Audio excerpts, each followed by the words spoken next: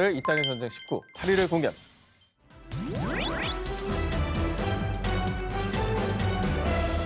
(1950년 6월 25일) 북한의 기습 남침으로 시작된 동족 상잔의 비극 6.25 전쟁.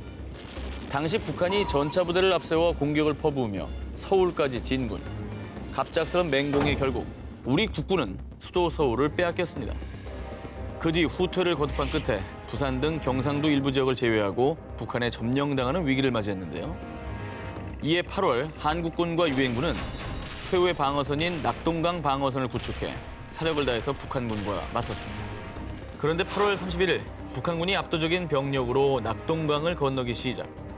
그런데 이때 또 유엔군 소속 미군의 주력 전차인 M-26 퍼싱 전차 2대 중에 한 대 전차가 고장난 상황. 이 열악한 상황에 유엔군은 결국 후퇴를 결정할 수밖에 없었는데요. 그런데 그때 내가 혼자 전차에 남아 퇴로를 확보하겠소.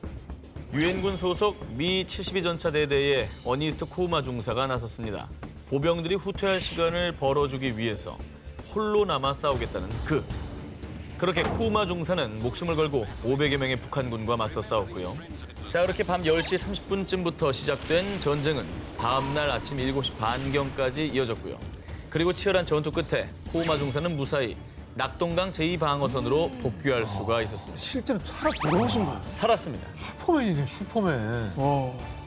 아, 그럼 저때 저분이 저렇게 혼자 시간을 끌고 막지 않았으면 다른 병사들이 다 사망했을 수도 있는 거예요. 유엔군은 목숨을 부지하기 쉽지 않았겠죠.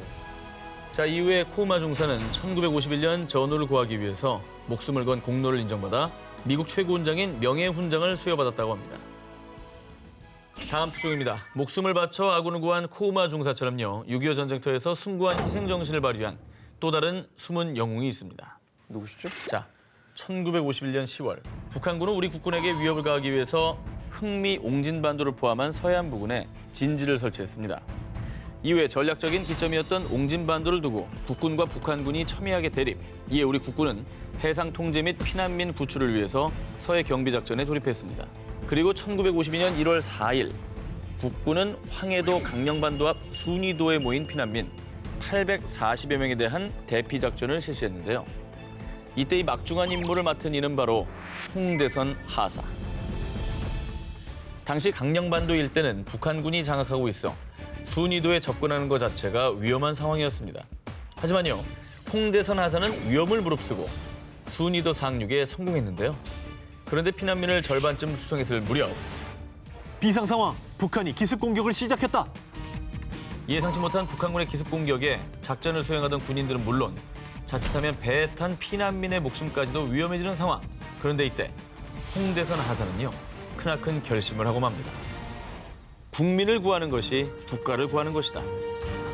홍대선 하사는 다른 동료에게 피난민 수송을 부탁한 뒤 홀로 LST-801 함에 있던 작은 배 VP정을 타고 나와서 북한군의 포격과 총격 속으로 뛰어들었습니다.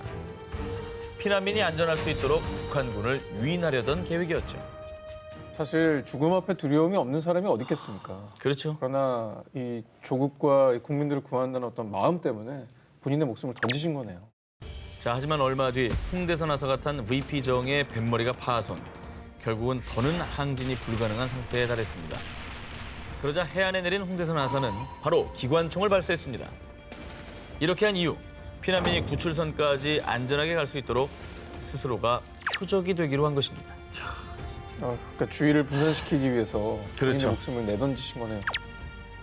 그리고 결국 홍대선 하사는 흉부와 복부에 관통상을 입고 장렬히 전사하고 말았습니다. 그때 그의 나이는 고작 23살. 너무도 젊은 나이였습니다. 그리고요, 홍대선 하사의 위대하고 고귀한 희생 덕분에 840여 명의 피난민들은 안전하게 피신해서 새 삶을 살 수가 있었는데요. 2012년에는 최첨단 유도탄 고속함의 함명을 그의 이름을 따서 홍대선 함으로 명명했다고 합니다. 홍대선, 그 이름을 지금이라도 꼭 기억을 해야 될 것 같습니다. 다시 있어서는 안 될 이 땅의 전쟁 19, 5위를 공개합니다.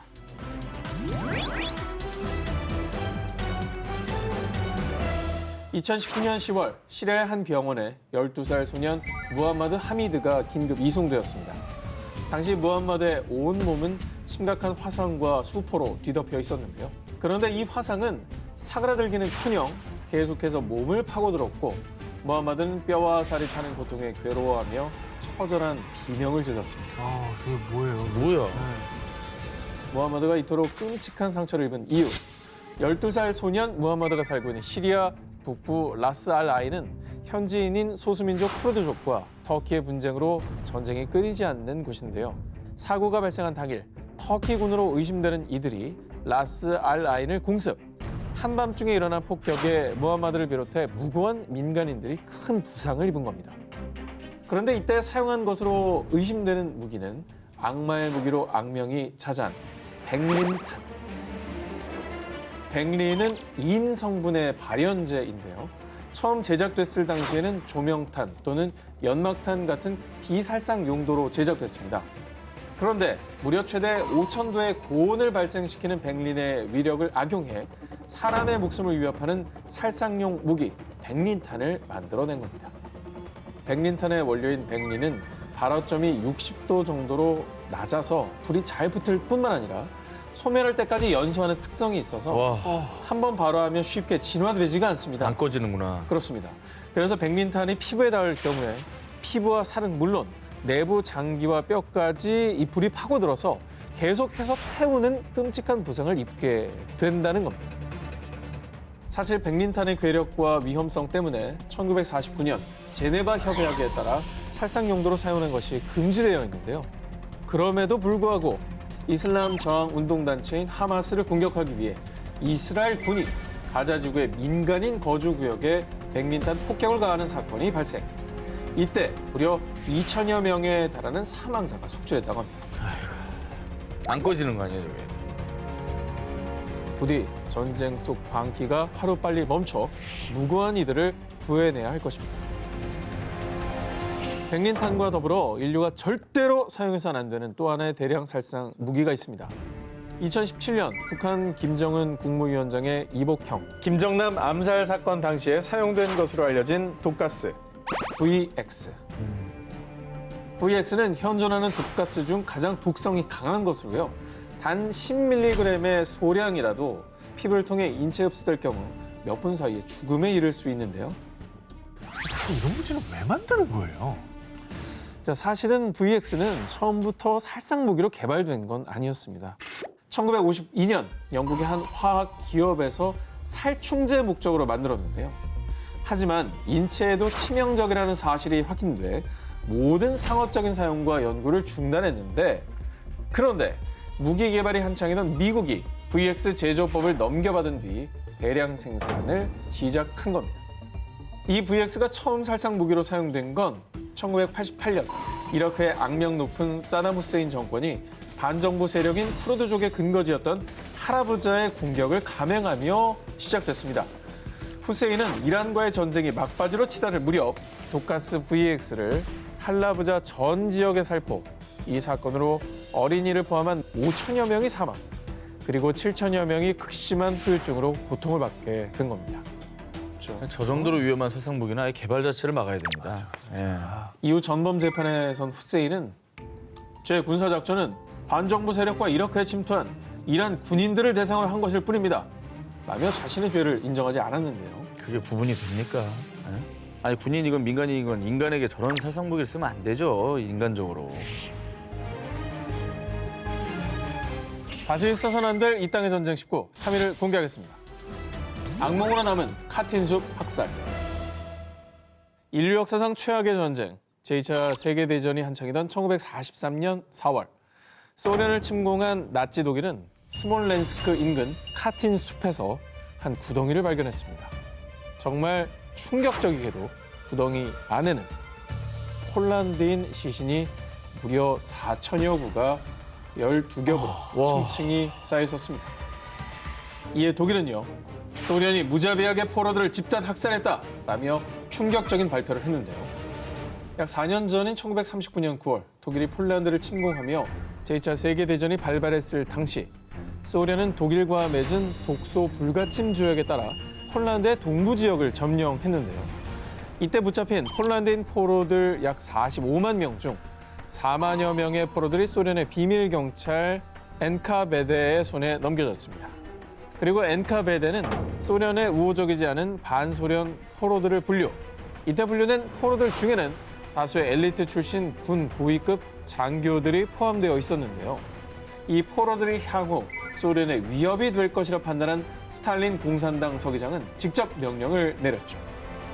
폴란드가 독립국으로 일어설 수 없도록 엘리트들의 씨를 말려라. 결국 소련군은 약 2만 명이 넘는 포로들 중 스몰렌스크의 카틴숲에서만 4천여 명의 포로들을 무자비하게 총살한 뒤 암매장하는 잔인한 학살을 자행했습니다. 와, 이건 정말 너무 잔인하다. 진짜 너무너무 잔인하다. 1929년의 그 제네바 협약에 따르면 포로들한테 비인도적인 대우를 해서는 안 된다. 또 전쟁 이후에 적법한 절차에 따라 전투에서 비인도적인 범법 행위가 있었는지를 조사하고 그 뒤에 이제 원래 나라로 송환해야 된다. 이렇게 규정이 돼 있지 않습니까? 네. 국제법 자체를 아예 그냥 다 어겨버렸네요. 그야말로 몰살을 했던 거죠. 네. 하지만 카틴숲 학살이 드러났을 당시 소련은 혐의를 극구 부인했습니다. 카틴숲 학살은 수십 년간 은폐되다 이후 1989년 고르바초프 공산당 서기장에 의해 늦게나마 진상조사가 시작됐고요. 마침내 1990년 4월 카틴숲 학살에 소련군이 개입되었습니다. 라며 자신들의 만행을 인정했습니다. 폴란드인들의 뼈아픈 역사를 조금이나마 치유하기 위해서는 부디 전쟁 가해국에 진실된 사과가 뒤따라야 할 것입니다. 그러면 다시 써선 안 될 이 땅의 전쟁 19 1위 후보 헤드라인을 공개하겠습니다.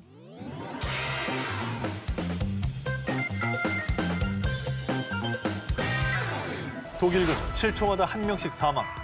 소련군의 평균 수명은 24시간. 참혹한 피해 기록을 남긴 이 전쟁의 정체. 1942년 8월부터 1943년 2월까지 6개월 동안 벌어진 독일군과 소련군의 격전. 스탈린그라드 전투입니다.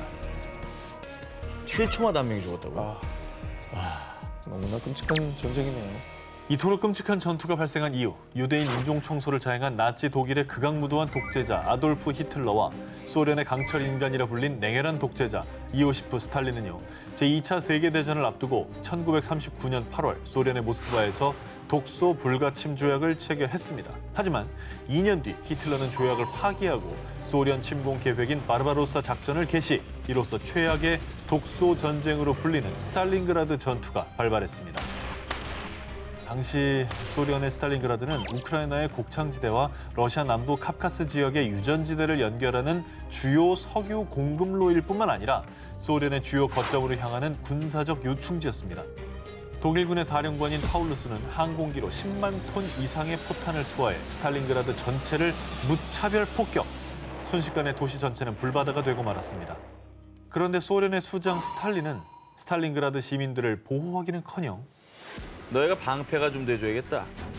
오히려 시민들이 피난하는 것을 막았다고 합니다. 결국 이로 인해 무려 4만여 명의 민간인 희생자가 발생했고요. 게다가 한순간에 집과 가족을 잃어 고아가 된 어린아이들은 갈 곳이 없어 어쩔 수 없이 소년병의 지원에 위험한 전투에 투입됐다고 합니다. 정말 무자비하네요.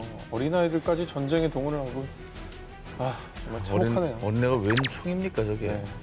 한편 초반에는 전세가 유리했던 독일군. 하지만 전투가 길어지면서 겨울이 되자 식량이 고갈되고 혹한이 몰아닥쳤는데요. 결국 추위를 견디지 못해 동사하는 독일군들이 속출했습니다. 한편 독일군의 전력이 약해진 틈을 타 소련군은 독일군의 무기 보급로를 차단하며 반격에 나섰고요. 이렇게 한순간에 독일군은 포위당하고 말았습니다. 파울루스는 더 이상 아군의 죽음을 지켜만 볼 수 없었기에 곧바로 소련에게 항복을 선언했고요. 이로써 6개월간의 사투 끝에 스탈린그라드 전투는 독일군의 패배로 종결됐습니다. 6개월 동안 200만여 명에 육박하는 인명피해를 낳으며 역사상 최악의 단일 전투로 기록된 스탈린그라드 전투.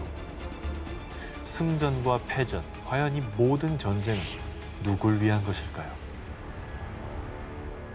1945년 제2차 세계대전이 종전하고 모두가 그토록 바라던 세계 평화가 오리라 예상했는데요. 하지만 대립의 끝, 미소 냉전 시대가 시작됐습니다. 1960년 소련이 자국 영공을 가로지르며 정찰 비행을 하는 미 첩보기를 격추시킨 미국 첩보기 격추 사건. 그리고 1962년 소련이 쿠바에 핵미사일을 배치하면서 미국과 소련이 핵전쟁 직전 상황까지 봉착했던 쿠바 미사일 위기 등 한순간도 긴장의 끈을 놓을 수 없는 냉전이 이어졌습니다. 그런데 말입니다. 양국의 냉전이 최고조를 향하던 1983년 9월 26일 자정. 소련 핵전쟁 관제센터의 정찰 위성이 전한 경보. 미군이 대륙간 탄도미사일을 발사했습니다. 게다가 처음 탐지한 미사일은 한 발이었지만 뒤이어 4발이 추가 탐지되면서 소련의 관제센터는 즉각 비상사태에 돌입했습니다.